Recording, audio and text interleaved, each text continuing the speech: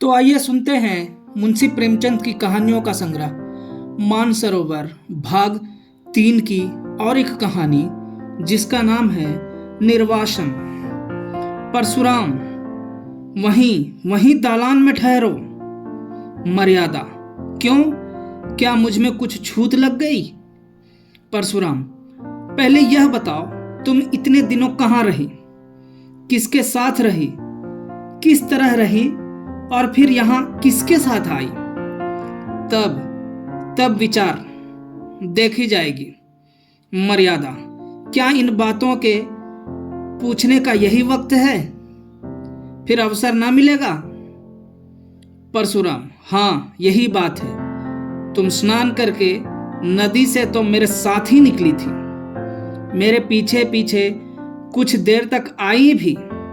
मैं पीछे फिर फिर कर तुम्हें देखता जाता था, फिर एकाएक तुम कहाँ गायब हो गई? मर्यादा, तुमने देखा नहीं, नागा साधुओं का एक दल सामने से आ गया। सब आदमी इधर उधर दौड़ने लगे। मैं भी धक्के में पड़कर जाने किधर चली गई। जरा भीड़ कम हुई तो तुम्हें ढूंढने लगी, बासु का नाम ले लेकर पुकारने लगी, पर तुम न दिखाई दिए। परशुराम, अच्छा तब? मर्यादा, तब मैं एक किनारे बैठकर रोने लगी। कुछ सूझ ही ना पड़ता कि कहाँ जाऊं, किससे कहूं। आदमियों से डर लगता था। संध्याग तक वहीं बैठी रोती रही। परशुराम, इतना तूल क्यों देती हो? वहां से फिर कहाँ गई? मर्यादा, संध्यान को एक युवक ने आकर मुझसे पूछा, तुम्हारे घर के लोग खो तो नहीं गए हैं?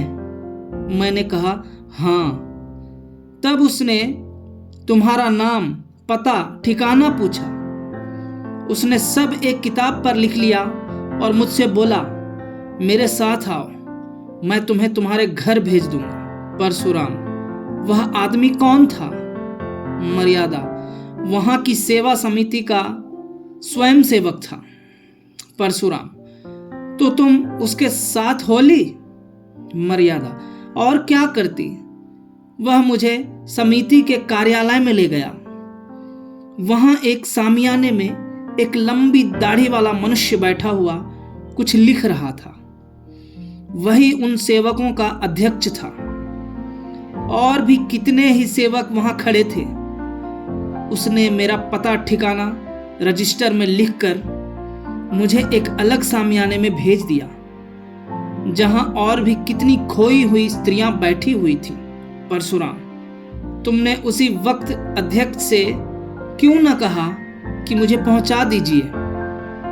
मर्यादा, मैंने एक बार नहीं सैकड़ों बार कहा, लेकिन वह यही कहते रहे, जब तक मेला न खत्म हो जाए और सब खोई हुई स्त्रियां एकत्र न हो जाए, मैं भेजने का प्रबंध नहीं कर सकता। मेरे पास न इतने आदमी हैं, न इतना धन।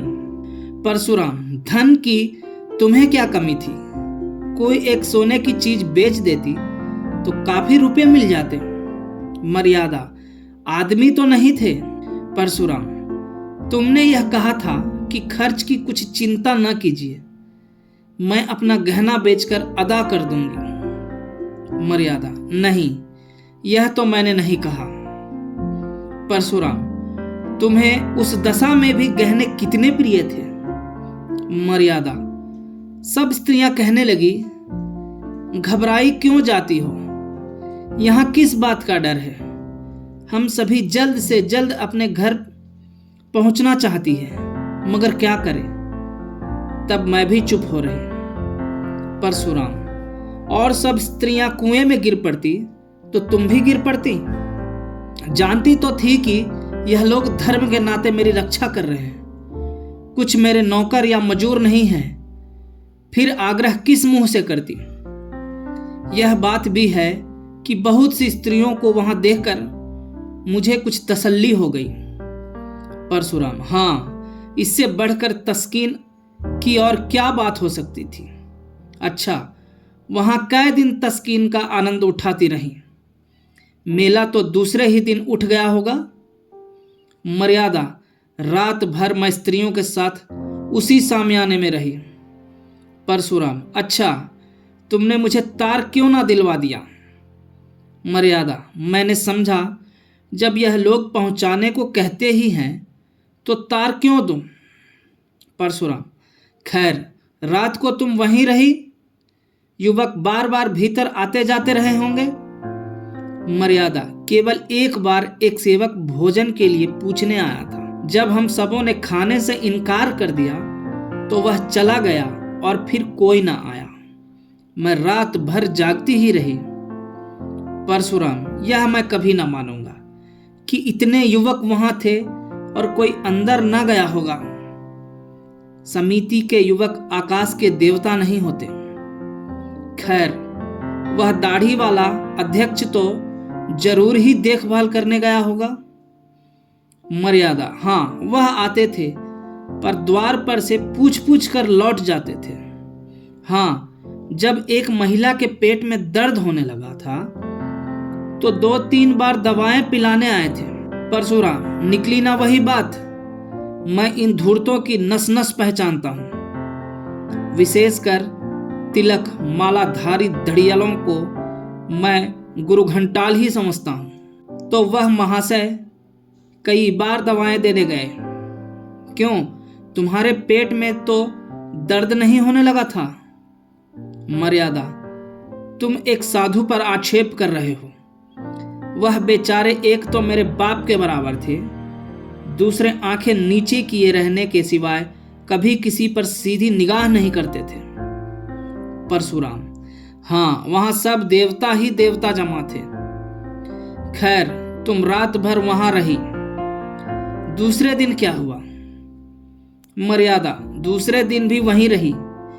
एक स्वयं सेवक हम सब स्त्रियों को साथ लेकर मुख्य मुख्य पवित्र स्थानों का दर्शन कराने गया। दोपहर को लौटकर सबों ने भोजन किया। परशुराम, तो वहां तुमने सैर सपाटा भी खूब किया, कोई कष्ट ना होने पाया। भोजन के बाद गाना बजाना हुआ होगा?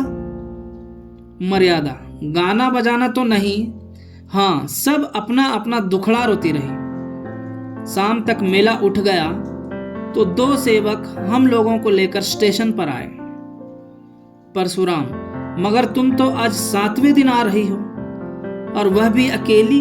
मर्यादा, स्टेशन पर एक दुर्घटना हो गई।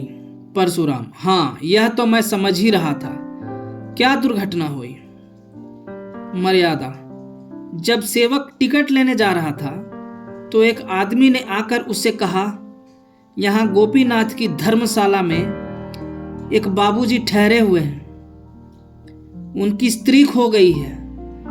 उनका भला सा नाम है। गोरे गोरे लंबे से खूबसूरत आदमी है। लखनऊ मकान है, झबाई टीले में। तुम्हारा हुलिया उसने ऐसा ठीक बयान किया कि मुझे उस पर विश्वास आ गया। मैं सामने आकर बोली, तुम बाबूजी को जानते हो? वह हंसकर बोला, जानता नहीं हूं तो तुम्हें तलाश क्यों करता फिरता हूं? तुम्हारा बच्चा रो रो कर हलाकान हो रहा है। सब औरतें कहने लगी, चली जाओ, तुम्हारे स्वामी जी घबरा रहे होंगे। स्वयं सेवक ने उससे 2-4 बातें पूछकर मुझे उसके साथ कर दिया। मुझे क्या मालूम था कि मैं किसी नर पिशाच के हाथों में पड़ी जाती हूं। दिल में खुशी थी कि अब बासु को देखूंगी, तुम्हारे दर्शन करूंगी। शायद इसी उत्सुकता ने मुझे असावधान कर दिया। परशुराम, तो तुम उस आदमी के साथ चल दी? वह कौन था? मर्यादा, क्या बतलाऊं कौन था? मैं तो समझती हूं कोई दलाल था। परशुराम, तुम्हें यह ना सूझी कि उससे कहती जाकर बाबूजी को भेज दो? मर्यादा, अदिन आते हैं तो बुद्धि भ्रष्ट हो जाती है। परशुराम, कोई आ रहा है। मर्यादा, मैं गुसल खाने में छिपी जाती हूँ। परशुराम, आओ भाभी, क्या अभी सोई नहीं? 10 तो बज गए होंगे। भाभी, वासुदेव को देखने को जी चाहता था भैया। क्या सो गया? परशुराम, हाँ, वह तो अभी रोते रोते सो गया है। भाभी, कुछ मर्यादा का पता मिला? अब पता मिले तो भी तुम्हारे किस काम की? घर से निकली हुई स्त्रियां थान से छूटी हुई घोड़ी है जिसका कुछ भरोसा नहीं। परशुराम, कहाँ से कहाँ मैं उसे लेकर नहाने गया। भाभी, होनहार है भैया, होनहार। अच्छा तो मैं जाती हूँ। मर्यादा, बाहर आकर, होनहार नहीं है, तुम्हारी चाल है। वासुदेव को प्यार करने के बहाने तुम इस घर पर अधिकार जमाना चाहती हो। परशुराम, बको मत, वह दलाल तुम्हें कहाँ ले गया? मर्यादा, स्वामी यह न पूछिए, मुझे कहते लज्जा आती है। परशुराम, यहाँ आते तो और भी लज्जा आनी चाहिए थी। मर्यादा, मैं परमात्मा को साक्षी देती हूँ कि मैंने उसे अपने अंग भी स्पर्श नहीं करने दिया। परशुराम, उसका हुलिया बयान कर सकती हो?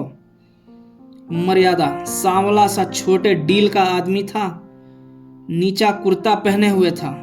परशुराम, गले में ताबीजें भी थी? मर्यादा, हाँ थी तो।